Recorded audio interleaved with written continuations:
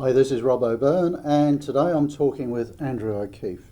Now, why are we talking to Andrew today? Well, Andrew's profession, I guess, is helping business leaders understand human behaviour better so that they can be more effective in their leadership and help their teams be more effective.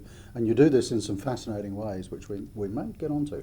But one of the things we were just talking about, Andrew, was how, as humans, we very often jump to conclusions, or we're very much swayed by first impressions. And I know you've got some thoughts on that to share.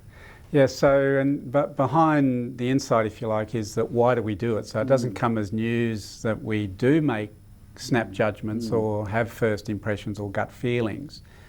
But the insight from understanding human nature is to make sense of why we do it. And then once we make sense of why, then we can almost like make better choices about that. And the reason why we make snap judgments is in order to classify. So it's a sense-making step based on that immediate impression, that feeling that's triggered. And that could be from a service provider, from someone we meet, someone's joining the team. We go past a coffee shop that we're trying to make a choice of, do we come into this cafe or... so we make snap judgments in order to classify, and those classifications are binary in nature on a variation of good or bad. So, well, great idea, bad idea. Well, I like that person, don't like that person. They'll fit into the team, won't fit in the team. Great service provider, bad. Great coffee, bad coffee.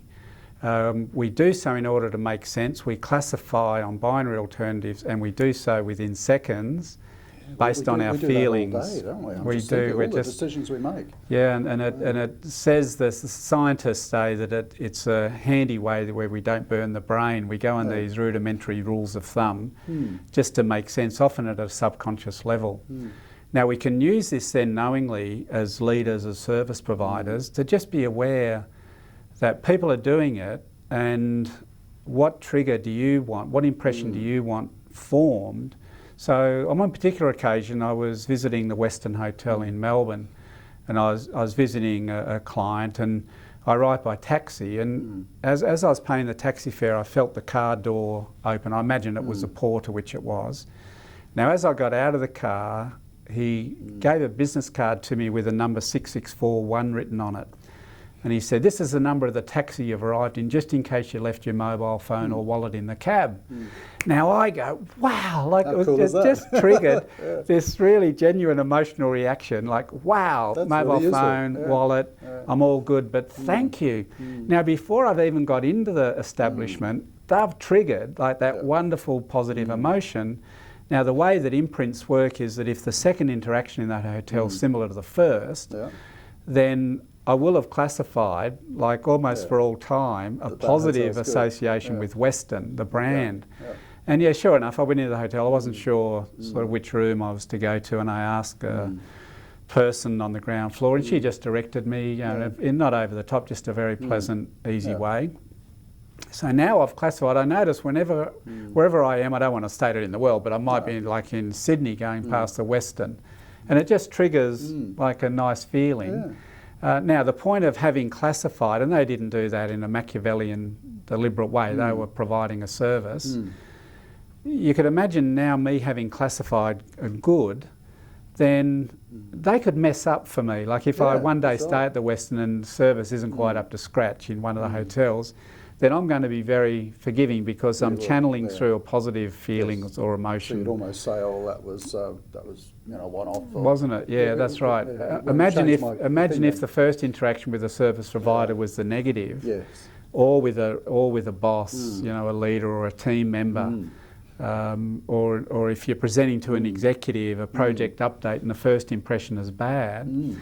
Then you're going to have to work really, really hard. People do change their opinions, but only with a lot more evidence. So the first impression, the second impression, the third impression almost are vital. Absolutely, it's the formation of that imprint, the meaning that we're attaching to that subject. And as you say, it is human nature. I mean, earlier we were just sort of having a chat about how I found a way to actually overcome that, and without going into a long story, it was during an 800-kilometre pilgrimage walk across Yeah. Spain. And funnily enough, one of the things that you learn when you're just sort of walking every day and meeting so many people is not to judge people and don't go on first impressions. Yeah. And like I was telling you, I met some awesome people who, if I'd just gone on the first impression, I wouldn't have engaged with for whatever reason. Yeah. You know? So, but we can't rely on our customers Yes, for that's that right. to make that jump, can we? No, They're we going can't. to be influenced by that first impression, second impression. Yeah. Yeah, and so a key learning is not to be Machiavellian or manipulative, but to just be conscious that when we're forming a first impression, or if our service, our organisation is providing, what's the first contact like, and what impression, which is going to do with the emotion attached to that first impression, and just be thoughtful about that. And the fact that it's going to be a lasting impression as well, which no, that's a great tip. Thank you, Andrew. So if you want to learn more about human behaviour and some tips like that you can use in the workplace or managing your teams, we'll put a couple of links down below. Andrew, I know you've written books about this and you do sort of seminars and that sort of thing, so people might want to see more of that. Of course, for members of Supply Chain Leaders Academy, you get to see Andrew anyway, because we do some really in-depth sort of sessions on this type of material. So, Andrew, thanks very much for coming along. Thanks, Rob.